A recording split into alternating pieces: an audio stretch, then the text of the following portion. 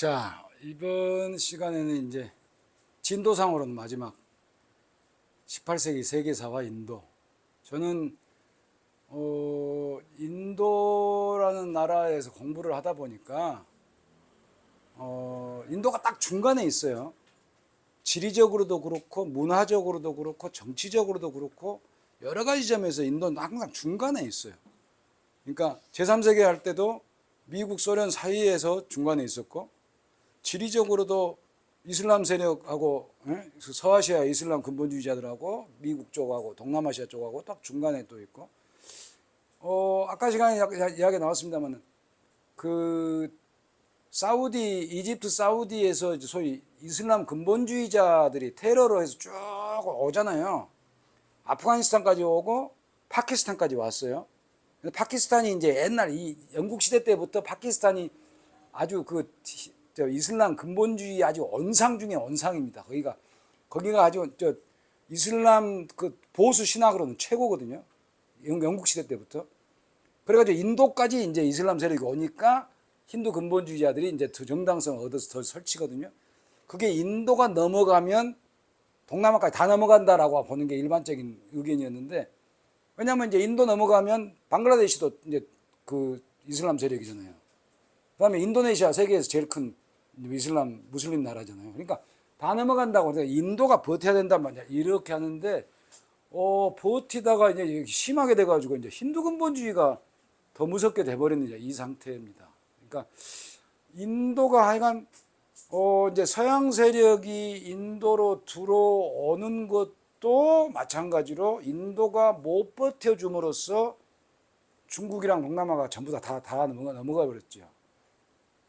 개인적으로 저희들 대학 다닐 때 혹은 이후에 소위 사회주의, 공산주의 혹은 사회주의적 운동의 문화도 인도가 무너져 버리면서 89년 소련이 무너져 버렸다는 생각을 개인적으로 가지고 있어요. 그러니까 인도가 국가자본주의를 하면서 사회주의적 국가 체계를 잘 해 나갔는데 그 실패를 했죠. 완벽하게 실패를 해가지고 이제 인도가 실패를 하고 이제 소련이 89년도에 무너지면서 이제 세계에서는 소위 이제 좌파의 운동이 거의 다 사라져가 버리는. 그래서 인도가 이제 그런 게 상당히 많아요. 인도가. 그래서 저는 인도를 전공을 하면서 소위 말해서 이제 이쪽 저쪽에 지정학적인 걸 많이 봅니다. 그래서 서양사 공부도 좀 많이 하고, 상대적으로 이제 중국사 뭐 이런 건 별로 그래서 인도하고 중국하고 직접 교류가 거의 없었으니까요. 서양사 공부를 좀 이제 하는 편인데, 이제 다음 학기에는 이제 본격적으로 이제 영국 동인도 회사가 들어오는데 그거 어떻게 하다가 이렇게 됐냐라는 것을 이제 이야기를 해보려고 하는 그런 겁니다. 18세기 인도거든요. 17세기경부터 유럽의 서양사는 17세기, 18세기 제일 큰 이제 올라가고 우리 이 첫 주에 그걸 사실은 했는데 다시 또 뭐 리바이벌 비슷하게 됐는데, 그 기점이 어디라고 생각하세요? 유럽이 르네상스로 가고 근대로 이어지면서 세계사가 바뀌어져 버리는 그런 가장 큰 기점이 뭐라고 생각하세요? 이게 어려운 이야기, 보는 사람마다 다르지만 신항로 개척이라고 일반적으로 가장 많은 분들이 신항로 개척이라고 이야기를 하죠. 저도 그에 동의를 하고요. 그러면 15세기 신항로 개척을 왜 했을까요? 신항로 개척이 왜 일어나요? 왜? 이거거든요.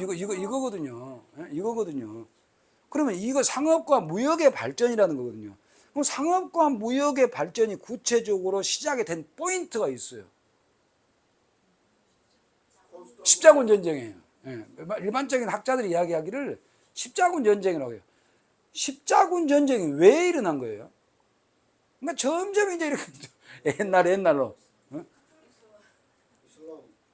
이겁니다. 이거 셀주크 투르크라는 선수가 그쪽에는 항상 터키하고 이란에는 어마어마한 세력들이 항상 있어요. 유사 이래로 없었던 적이 없어요. 터키하고 페르시아에는 항상 있었는데, 요 당시에도 셀주크 투르크라고 하는 무시무시한 세력이 자리를 잡고 있어서 이 사람들은 유럽에 있는 사람들은 아주 인도에 환장을 해가지고 장사를 좀 하러 가려고 하는데 셀주크 투르크가 돈 내, 이 사람들아, 돈 내, 공짜가 어딨어, 돈 내 하고 자꾸 못 가게 하고 하니까 핑계를, 물론 이제 꼭 핑계만 아니지만 교황이 황제한테 엄청나게 이제 깨지잖아요. 그 아비뇽 유순가를 이제 깨져가지고 자기 세력을 확보하면서 판을 한번 엎어보려고 하는 이제 그 시도를 아까 인도의 힌두 근본주의자들이 내건 게 자기 종교잖아요. 인도도 그런 종교를 내거는데, 인도 다신교, 소위 말해서 이론론의 종교도 내세운, 지금 힌두교는, 이 사람들이 말하는 힌두교는 거의 이론론이죠. 기독교와 똑같은 이론론인데, 지금 이 기독교는 이원론이잖아요. 전형적인 이원론, 선과 악마가 있잖아요. 그러니까 그렇게 이제 만들어서 가가지고 완벽하게 이제 깨지고 돌아오면서 교황의 세력이 무너지고 소위 이제 무역로가 만들어지는 거잖아요. 그래서 봉건제가 해체가 되는 겁니다. 봉건제가 해체가 되는 거예요. 그게 제일 높아요. 봉건제가 해체가 되면 무슨 현상이 납니까?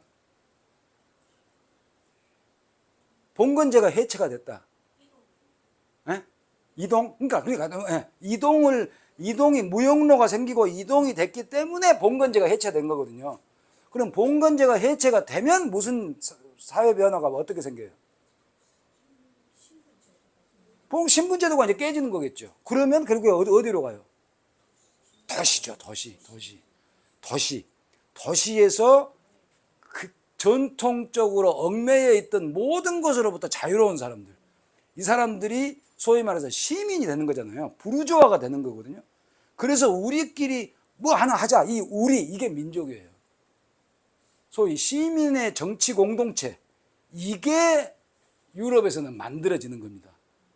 그 만들어질 무렵에 장사를 하러 오는 거란 말이에요. 그런데 그 뒤로 장사를 하러 가야 되겠는데 또 걸리는 게, 이번에는 셀주크 투르크보다 더 센 놈들이 오스만 투르크가 거기가 있어요. 동로마까지 완벽하게 이제 무너져 버렸고, 세계에서 제일 센 제국 중에 하나인데, 오스만 투르크가 있어요. 그러면 도저히 할 수가 없어요. 그럼 인도로 가야 되겠는데, 이 사람들은 오로지 인도예요, 인도. 왜냐하면 중국은 지금 잘 몰라요. 인도는 계속해서 접촉이, 알렉산드로스 이후로 접촉이 되어 왔기 때문에 인도에 가면 엄청나게 많다는 것을 아는데, 무갈 때도 프랑스나 뭐 이런 데서 많이 오거든요, 외교관들이. 그래서 배우고 가고 기록도 남기고, 그 무갈에 어마어마한 그 돈, 예? 그건 사실이거든요. 재력 막 어마어마, 도시의 규모, 그 사람들이 남긴 기록에 보면. 그런데 왜 지냐고, 왜 지냐고. 그게 바로 여기가 있다는 거예요. 예? 시민 세력이 만들어진 거예요, 이쪽에서는. 돈만 많으면 뭐예요? 총만 많고 돈만 많고 힘만 세면 뭐 하냐고. 시민 의식이 없이, 내가 주인이 아닌데. 그러니까 아까 쉬는 시간에 말씀드렸던 동료 의식이 우리는 있었지만 시민 의식이 없는 조선이나 이쪽은 동료 의식도 없는데, 예? 시민 의식은 아예 국가 의식은 아예 전혀 없는 그런 상태에서 싸움만 잘하고, 무갈이 싸움만 잘하면 뭐 하냐고. 총포만 많이 가지고 있으면 뭐예요? 만사부다를 해가지고 페르시아 말 막 어마어마하게 가지고 있고 해봤자 안 된다는 거예요. 이게 자본주의에 회사가 들어와 버린데, 회사가 뭔지를 모르는데. 그래서 대항해 시대가 이제 본격적으로 하면서 이 사람들이 어디로 건너가요? 불쌍한 아프리카로 건너가잖아요. 자, 옛날부터 인류가 기원 후 1, 2세기 때부터 본격적으로, 이게 이제 실크로드잖아요. 북방 실크로드. 그다음에 이게 남방 실크로드인데, 해안 이제 바닷가 실크로드인데, 이것보다 이게 훨씬 활성화가 됐어요. 그리고 그 중에서도 이게 제일 많이 활성화됩니다. 여기서 여기까지가. 요 길이 제일 많이 활성화가 돼요. 왜 그래요? 투르크족 때문에 그래요. 투르크족 때문에. 가지를 못해요, 가지를. 예? 막혀가지고. 그러니까 여기가 지금 이탈리아잖아. 이탈리아에서 터키고 이러니까 요 와가지고 이쪽에서 다 와가지고 여기 요리 와서 배 타고 이러고 와가지고 배만 딱 타면 요리 쏙 가요. 바르가사라고 하는 이쪽으로. 그러니까 기원 후 1세기부터 이제 몬순이 발견돼가지고 뭐 배만 타면 요리 가니까 인도로. 그러면 이제 이쪽이 어떻겠어요? 서양 사람들의 도시로 아주 꽉 차죠. 그러면 인도에서는 저 사람들이 와가지고 장사 좀 합시다. 그러면은 가. 이 새끼 왜 와가지고 거지 새끼가 이렇게 하겠어요? 오케이 콜. 뭐 어떻게 하겠어요? 콜이죠. 왜? 압도적으로 야들은 물건이 없어요. 압도적으로 파는 게 뭐 있는 줄 압니까? 모직밖에 없어요. 모직. 근데 모직을 누가 사요? 모직을 자기들이나 입지. 이쪽에서는 전부 실크, 그 다음에 코튼, 그 다음에 철, 그 다음에 그 보석, 그 다음에 제일 중요한 게 뭐예요? 스파이스. 뭐 이게 쏟아지니까 이 사람들이 와가지고 제발, 더군다나 무갈이라고 하는 사람들은 우리 땅, 이 땅 별로 그렇게 개념이 없어요. 그러니까 조로아스터교라고 아시잖아요. 조로아스터교.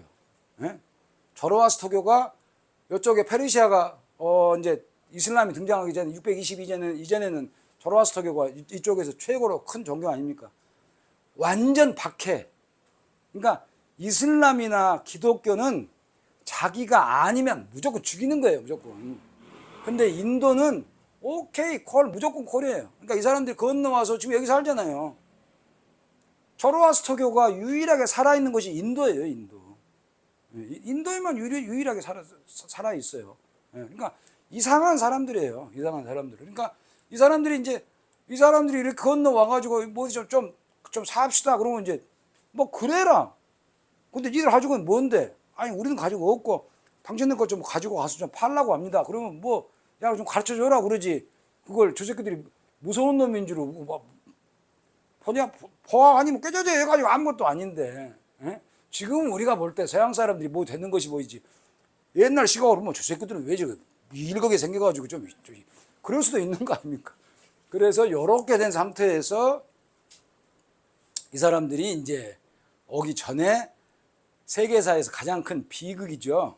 제 개인적으로는 세계사에서 가장 큰 비극, 유럽에 있어서는 가장 큰 희극, 대항해 시대가 열린 거죠. 유럽에서 아프리카로 가요. 총, 옷, 쇠, 비어, 여기 갖다 줍니다. 그러니까 가서 다 두드러 패고 다 죽이고, 그 다음에 여기서 요리, 가지고 가는 것. enslaved people. 그러니까 쉽게 말해보면 노예. 기록에 보면은요, 이렇게 사냥을 이렇게 올가미로 채가지고, 처음에는 그래가지고 차곡차곡 이렇게 쌓아서 데리고 갔다고 그러더라고요. 그래서 이 노예들이 미국에 도착해서는 거의 다 죽고 살아남은 사람만 이제 살아남아서 하는데 평균 연령이 32세. 그렇게 많은 사람들을 이제 데리고 가서 노예질을 시키잖아요. 노예질. 그럼 거의 다 죽었겠죠. 그런데 이제 나중에는 이 사람들하고 이제 쇠도 주고 총도 주고 니들이 시키더라. 왜 우리한테 이렇게 힘을 못 쓴 줄 알아? 총이 없으니까 그러는 거야. 바보야. 차 총 가져가.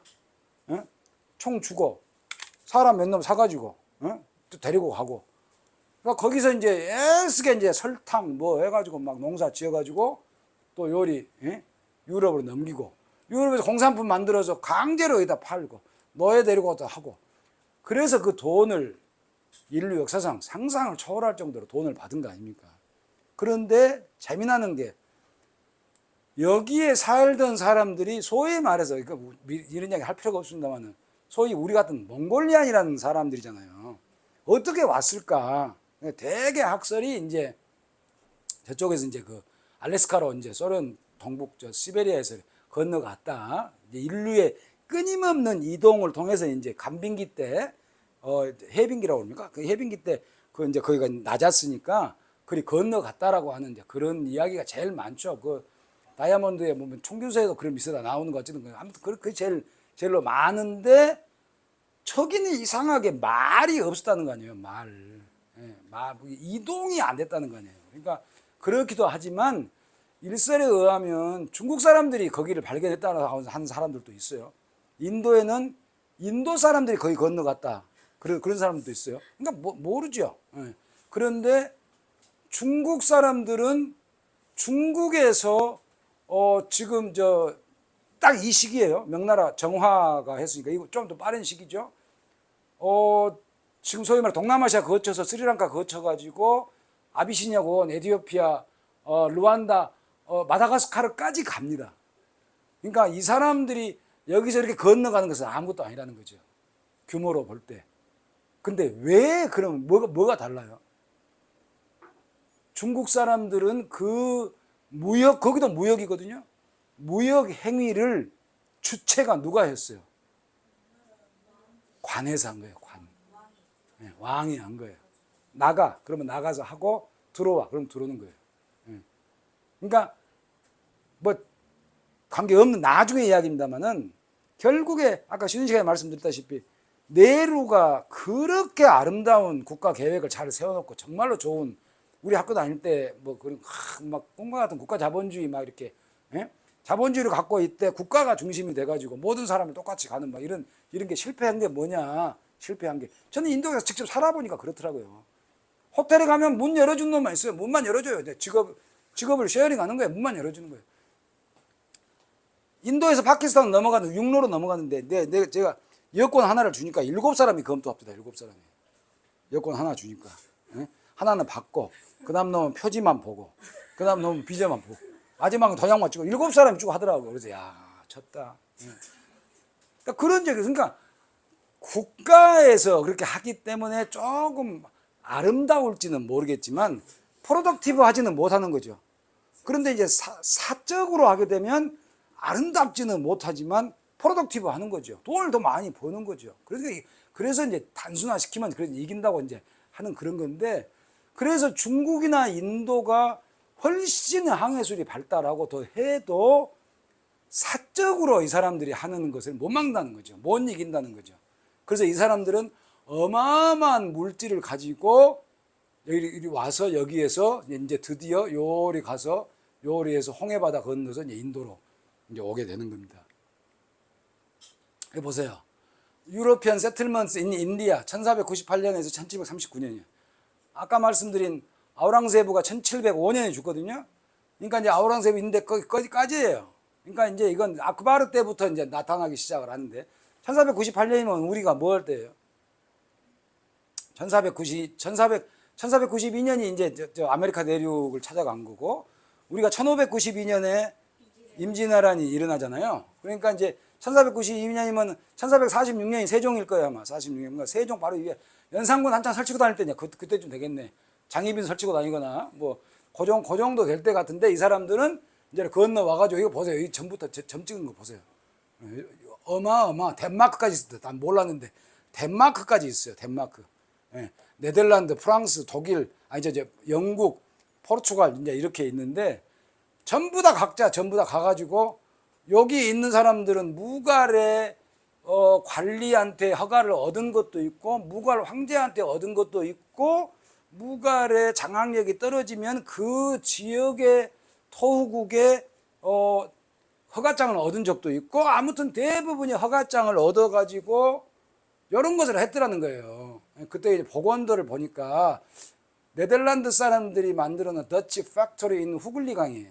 콜카타에 있는 후글리강에 1665년도에 이렇게 자기들의 지구를 만들죠.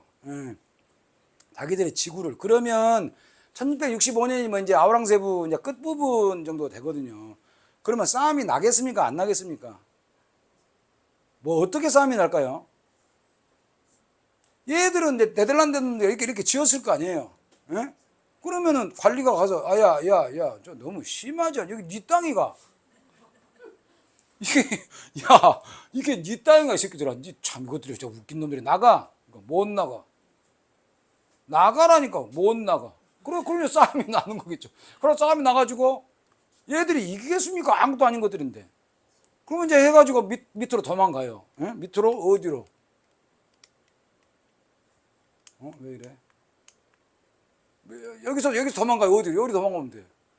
그러면 여기 있는 애들하고 여기 있는 애들 서로 다른 나라니까. 야, 잠시 좀 있자. 그럼 뭐 있든가. 그래가지고 왔다리 갔다리 왔다리 갔다리 해가지고 또 싸우러 올라가는 거예요. 그리고 결국에 이제 싸움이 나는 거거든요. 그 사이에 관리들 전부 다 부패되어 있는 것들 전부 다 이제 꼬시고 해가지고 이제 이용해 먹고. 그러니까 민족의식이라는 없는 것들이고 장사가 뭔지도 모르고 이런 상태죠. 그래서 제일 먼저 생기는 곳이 이제 수라트라는 곳이에요. 수라트가 여기에요. 여기. 아까도 말씀드렸잖아요. 몬순 저 배 타고 오면 홍해에서 쭉 오면 요리 온다고. 요리 와요. 그냥 자동으로 일이 와요. 몬순 타고 이러면. 그게 수라트예요. 수라트. 제일 먼저 생긴 일종의 뭐라고 그럴까? 창고 비슷한 뭐 트레이딩 오피스라고 하니까 이제 이렇게 지어 놨다고 이제 복원도를 그렸어요. 복원도를. 그래서 여기다가 뭐 했겠습니까? 주로 스파이스, 그 다음에 코튼, 그 다음에 이제 보석, 뭐 이런 것들 전부 다 싸가지고 이제 이쪽에서 사가지고 저쪽에다 팔고 또 돈 주고 또 사가지고 팔고 이제 기술자들 데리고 와서 이 사람들은 기술자는 자기가 속한 것이 뭔지를 모르죠. 어딘지를 모르잖아요. 자기는 민족의식이라는 게 없으니까. 예? 그러니까 먹이 주는 주인이 주인이죠. 개한테는. 예? 그래서 먹이 주는 사람한테 충성을 바치는 거예요. 무갈 제국도 아니고 뭐 로컬 킹도 아니고 그냥 하는 거예요. 기술자가. 그러니까 이 상황을 보고 야야야 그러다 인도 망하겠다 저것들한테 이런 것을 생각할 수가 없는 거죠. 예? 그래서 이런 상태가 이제 전국적으로 계속 벌어지는 거예요. 예. 그럼 자기들끼리 싸우겠어요? 안 싸우겠어요? 싸움이 나죠. 자기들끼리. 예? 예, 싸움이 나죠. 그래서 인도는 포르투갈 식민지, 프랑스 식민지, 영국 식민지로 다 여기 따로 있습니다. 예. 인도는 1947년 독립할 때 얘들은 독립 안 했어요. 포르투갈 식민지였어요. 예, 디우 앤 다만, 예? 고아 전부 다 나중에 독립하잖아요. 예, 그 다음에 여기도 마찬가지로 푸드체리 여기도 마찬가지로 프랑스 1962년까지인가 그럴걸요? 확실히 모르겠는데 영국이 독립을 인도가 영국 독립했는데 야 너 들어와라고 내가 왜? 나는 프랑스인데 야 그럼 너 인도 아니가? 내가 왜 인도야? 난 프랑스라니까. 예? 그럼 안 들어갔어요. 거기까지. 그러니까 희한한 나라예요. 그러니까 이제 자기들끼리 싸우면서 나가려면 나가고 들어오려면 들어오고 했는데 네덜란드가 제일 강력한 세력인데 나중에 이제 이 학기 때 첫 시간에 이제 하겠습니다. 네덜란드가 에이 가자 그래가지고 이것은 별로 관심이 없어요. 그 네덜란드 어디로 갑니까? 인도네시아로 가죠. 관심이 스파이스에가 있기 때문에 스파이스는 인도네시아의 그 섬이 스파이스 아일랜드잖아요. 스파이스 아일랜드가 그러니까 네덜란드가 스파이스 그 인도네시아로 가고 영국이 이걸 먹었는데 생각보다는 상대가 안 되게 이게 큰 시장이 돼버렸죠. 그래서 영국이 이제 이긴 건데, 근데 이렇게 이 사람들이 건너온 거예요. 자, 그러면 인도가 이 당시에 상업이 안 발달해서 졌냐? 발달했어요, 인도도. 예? 그 상업이 발달했으니까 그놈도 들어오라고 그래가지고 받아줬을 거 아닙니까? 크게 세 가지예요, 세 가지. 예? 뭐냐? 동양의 사원이란다. 이거 말이 자꾸 이렇게 도시. 동양의 도시는 이걸로 출발을 합니다. 이걸로 출발하기 때문에 뭐냐면 주로 순례 도시예요. 그러니까 종교 순례의 도시예요. 여러분들 그 겐지스 강가에 목욕하고 있는 와라나시 그거 보면 쉽게 생각할 수 있어요. 그냥 그게 도시잖아요. 모든 사람들 모여가지고. 근데 그걸로 해가지고는 임팩트가 없다는 거예요. 근데 인도는 이게 제일 많아요. 순례 도시예요. 순례 도시. 인도의 곳곳에 이 성지가 많거든요. 성지가. 제가 한번 성지를 다니면서 성지를 다니면서 사진 찍어가지고 작품을 해보려다가 포기했습니다. 그 성지가 가면 또 나오고 정해진 것이 없기 때문에 너무나 많아서. 또 하나가 이제 뭐냐면 정부가 들어선 도시예요. 정부가 들어선 도시. 무갈만 해도 정부가 4번인가 수도가 바뀌었죠. 아그라에서 시작을 해가지고 델리로 갔다가 파테푸르 시크리로 갔다가 라호르 갔다가 다시 아그라 왔다 델리 가든가, 예, 아무튼 그렇게 아그라, 델리, 파테푸르 시크리, 라호르 이렇게 가죠. 여전 시간 이야기했던 술탄, 델리 술탄 때는 저 밑에 데칸 밑에 데오길까지 또 내려가잖아요. 예? 그러니까 그렇게 갈 때마다 도시가 몇 군데가 생기는데 그 도시도 결국에 의미가 없다. 무슨 의미가 없다는 거예요? 제가 말씀드린 게 요 두 가지는 무슨 의미가 없다는 거예요? 예? 그걸 알아야 돼요. 그래야 수업을 듣는. 예? 무슨 의미가 없다. 도시는 도시지 왜 의미가 없어요? 서양 사람들이 인도나 중국은 도시가 없다 라고 폄하하는 것이 주로 이것 때문에 그럽니다. 아닌가? 왜 의미가 없어요? 도시인데. 상업이 이루어지죠. 상업이 작지만 상업이 이루어지는데 소위 봉건제가 해체되는 시민이 형성이 안 된다는 거예요. 그러니까 장원에서 힘을 얻어가지고 그 신분제를 깨고 도시로 나가서 자기들끼리 힘을 모아서 뭔가 우리끼리 뭐 하자라고 시민 세력이 성장이 돼야 도시인데, 그러니까 아까도 지난 시간 잠깐 말씀드렸다시피 민족이란 게 뭐냐? 그러면 서양 사람들이 하는 의견이 나는 그냥 옳다고 봐요. 나는 옳다고 보는데 한국은 민족이 없다. 왜 없어? 우리도 다 있었어. 우리도 조선 초기에도 다 있었어. 예? 기록을 봐봐. 그러면은 뭐 동포라고 부르기도 하고 족류라고 부르기도 하고 다 있어요. 근데 그것은 우리가 언어가 같아서 우리 이 한반도에 있는 사람들하고 이제 북쪽에 가면 애매하게 되지만 중국하고 언어가 다르고 우리하고 일본하고는 언어가 달라서 요 비슷하게 우리가 같은 족속이다라고 하는 그 개념이 있었어요, 분명히. 아까 고려의 귀족이나 조선의 사대부들이 그런 백성들을 우리 같은 민족으로 봤냐? 그 문제하고는 조금 다르지만 그래서 사람들 한 이야기가 원초적 민족이다 라고 말을 쓰거든요. 그 원초적 민족이라는 개념을 가지고 있는 게 우리나라, 스리랑카, 아일랜드 이런 식으로 위에 있는 놈한테 자꾸 두드려 맞는 사람들. 그러니까 우리 이런 개념이 생기는 그런 건 있다는 거예요. 그러니까 동류 의식은 존재한다, 인정한다. 그럼 그 민족이가 no, yes 이렇게 두 파로 나뉘는데 저는 no라고 봅니다.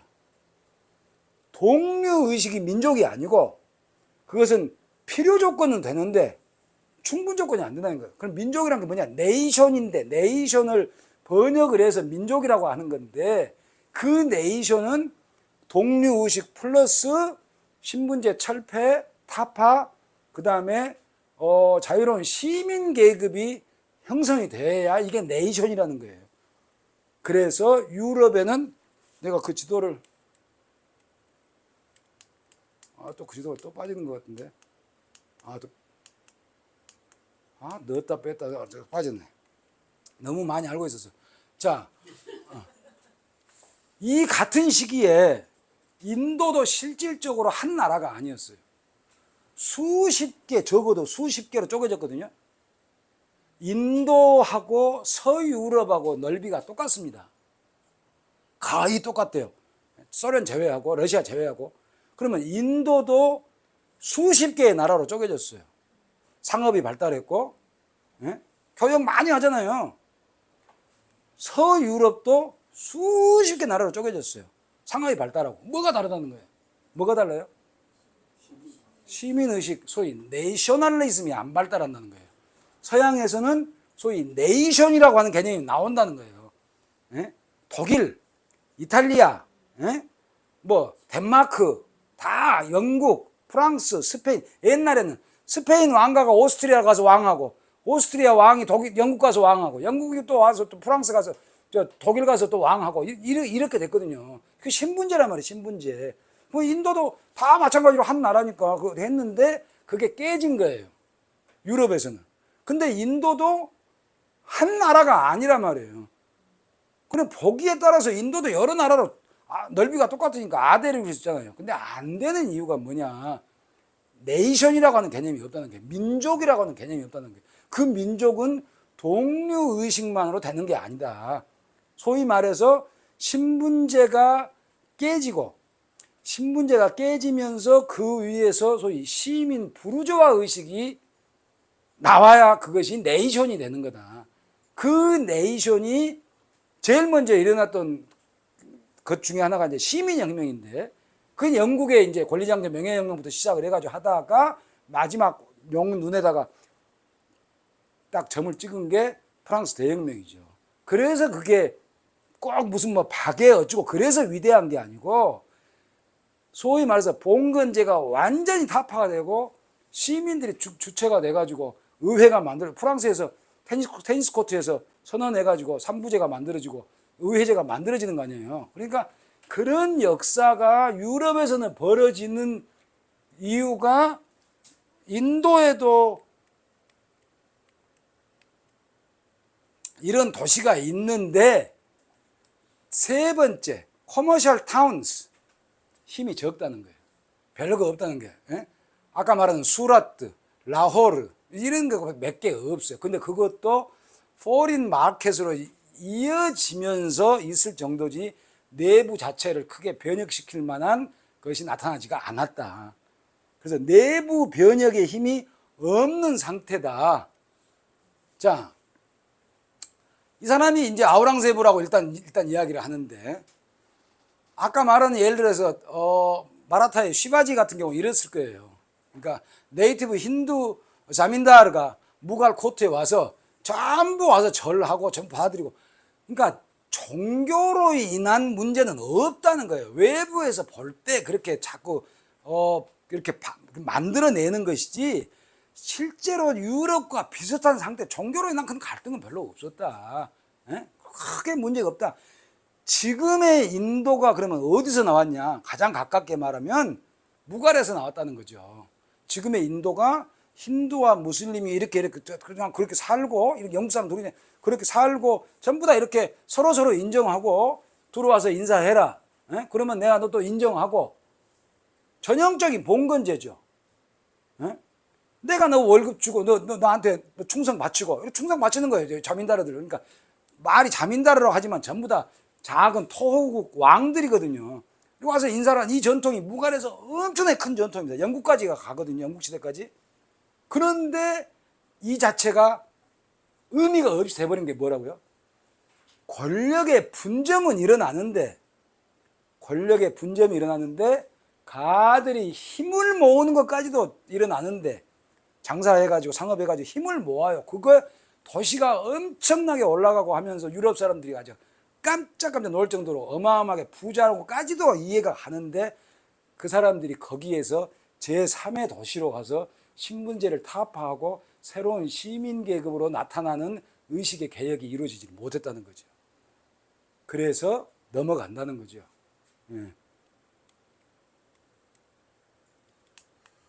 자, 여기에 이제 제가 쓰는 글에 이런 겁니다. 이렇게 보통 이야기를 합니다. 유럽이 르네상스를 거쳐가는 동안 아시아는 서아시아의 오스만 투르크, 인도의 무갈, 중국의 명가, 청의 제국, 엄청난 세력입니다. 이거 같이 싸움 붙으면 상대가 안 되는 것들이죠. 명청 이것도 마찬가지고, 오스만 투르크도 유럽에서 경제적인 위기 때문에 구봉건계획이 밀려나고 새로운 계급이 형성되어 근대화를 향할 때 인도나 중국의 봉건계획이 약화되고 있었지만 붕괴되지는 않았다. 전제 정치는 인민을 지식 상태로 내몰았고 사회에 새로운 바람을 불러일으켜 중간 계급이 나타나지 못했다는 거죠. 유럽에서는 프랑스 혁명이 나타났다는 겁니다. 그러니까 이런 역사를 통해서 이제 우리가 볼 수 있는 게, 꼭 힘을 통해서만 이기고 지고의 문제가 아니고, 사회 변화가 부재했다. 사회 변화가 힘이 누가 더 세고 안 세고의 문제가 아니고, 저쪽에서는 사회 변화가, 그래서 요 전주에 제가 말씀드렸다시피 무갈스 스타빌리티, 무갈의 안정, 안정된 사회죠. 이거 꼭 좋은 건 아니다. 그걸 우리 가정에서도 사실은 마찬가지다. 아무 부부싸움 안 하고 그것도 문제다. 그것도 문제일 수 있다. 갈등이 있으면 폭발을 하고 그래야 새로운 뭔가가 일어나는 거 아니냐 하는 게 꼭 개인의 역사뿐만 아니고 사회의 역사도 사실은 마찬가지입니다. 그렇게 해서 이제 이런 상태에서 영국 사람들이 들어오고 프랑스가 들어오고 이제 뭐 하는데 무갈은 힘이 약해져 가지고 각 곳곳마다 전부 다 접촉한 놈들 각각 따로따로 형식적으로는 뭐예요? 형식적으로는 싸우다 하르죠. 전부 다 월급 받고 하는 자기 휘하에 있는 사람이지만 실질적으로 전부 다 왕이죠. 전부 다 왕. 예, 그래서 그 사람들이 이제 영국 사람들하고 이제 프랑스 사람들하고 이렇게 막 이합집산하면서 이제 서로 싸우는 것은 이제 다음 시간에 그러니까 2학기 때 그걸 하도록 그렇게 하겠습니다. 여기까지가 인도의 이제 고중세의 이야기고요. 다음 주에는 고중세 역사를 어떻게 보느냐. 저는 제 시각으로 쭉 했는데 이제 제 시각으로 하는 것 말고 달리 보는 또 있을 거 아니에요. 수도 없이 보는 많이 있을 거니까. 저는 주로 사회 변화로 주로 이제 봤고 현재에서 과거를 바라보는 해석으로 주로 봤는데 또 달리 보는 인도에서의 역사학을 잠깐 소개해 주고 그 다음에 이제 질문 받도록 그렇게 하겠습니다. 오늘 강의는 여기까지 하도록 하겠습니다.